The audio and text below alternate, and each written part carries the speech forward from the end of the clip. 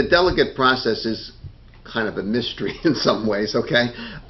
In Florida, as you know, there are 67 different counties in Florida, and there are 27 different congressional districts, okay? And the Florida Republican Party is able to make choices, if you will, on delegates. And what they do is they take 3 delegates from each congressional district.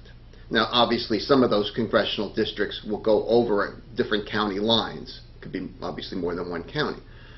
So the folks, the Republican leaders in the particular congressional district will choose 3 delegates to go to the convention, okay? And they'll actually choose 3 alternates from that area as well, just in case somebody can't go, okay?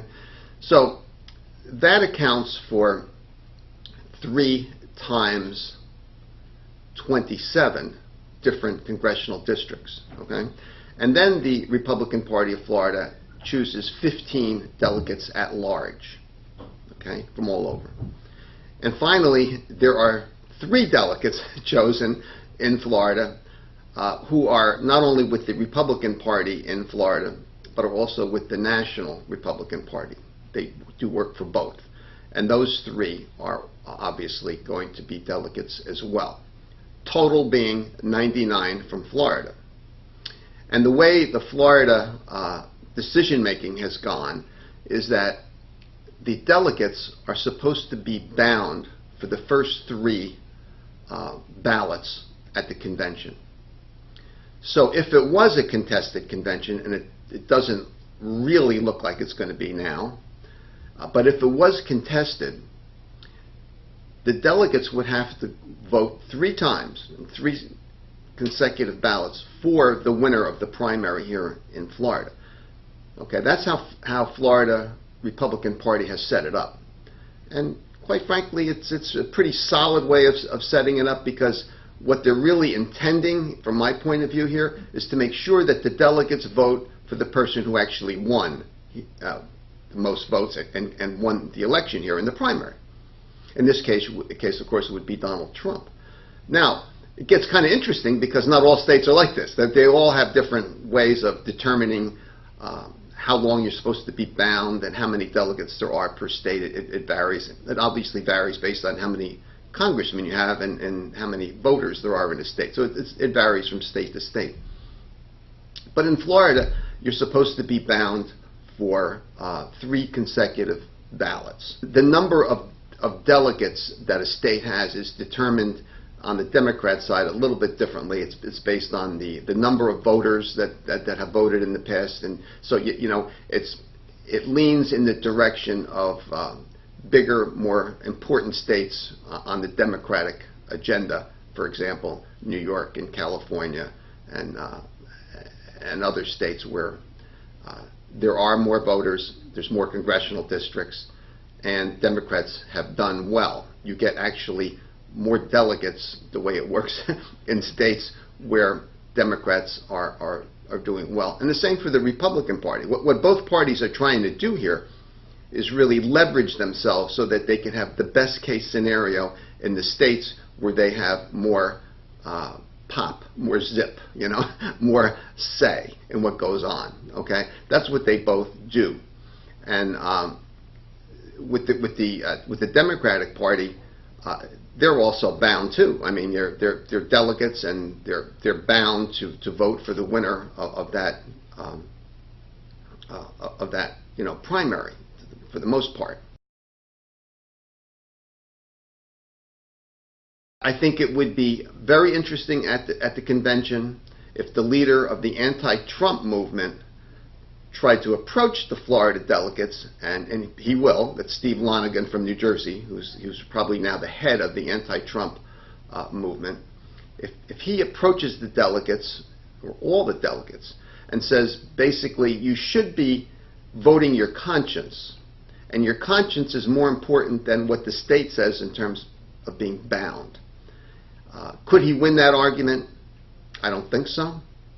The Republican National Committee could make a decision. I don't think they would, But they could make a decision to change the rules at the convention and then allow the delegates to be more flexible, to be unbound. That would open it up to a can of worms, and of course, we would have a real problem with regard to Trump and his candidacy, because then we would have all kinds of different factions going on. I don't think that's going to happen, but I know for sure that Steve Lonegan and the anti-Trump movement is going to approach the National Committee and try to get a different candidate. They will try that.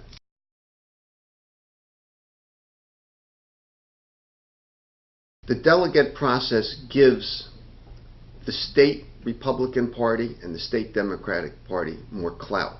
They can manipulate the process depending on how they want to do that to hopefully maximize their efforts.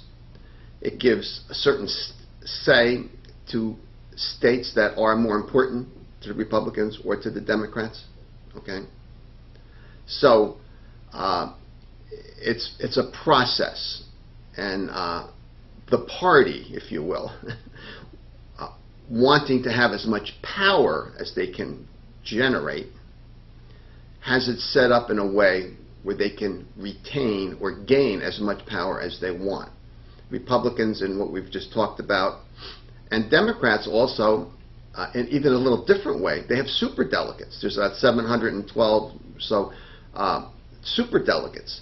So even before the primary season starts, if you have Hillary Clinton or John Kerry in the past, or somebody else in the past who approaches the delegates and gets most of those superdelegates on their side, they already have a running start. So it's a way of having the party have influence. It is set up to a certain extent that it's going in a particular direction, let's say. I'm not going to use the word rigged, okay? I think you could use the word rigged if someone actually won most of the primaries and most of the votes and then was not the nominee. But in this case, it's kind of in the direction of the party, so they have more power. But at the end of the day, if the person who won the most primaries and got most of the votes is the nominee, then it's kind of hard to say that it's a totally rigged system or there's no purpose to it, because it is what it is. And in this case, very interesting election this cycle, you had Bernie Sanders on one side who got a lot of votes, and he actually won primaries. But at the end of the day, he was millions of votes short of Hillary Clinton. Millions.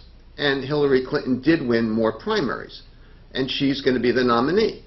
And from my point of view, that's fair and square, and that's the way it ought to be. The delegate process is a little fuzzy, a little weird, but that's what we have.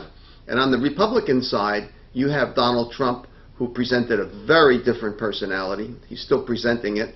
And he got the most votes and won most of the primaries. So he's going to be the nominee, even though, as I said before, Steve Lonegan from New Jersey and his group are going to try to undermine that.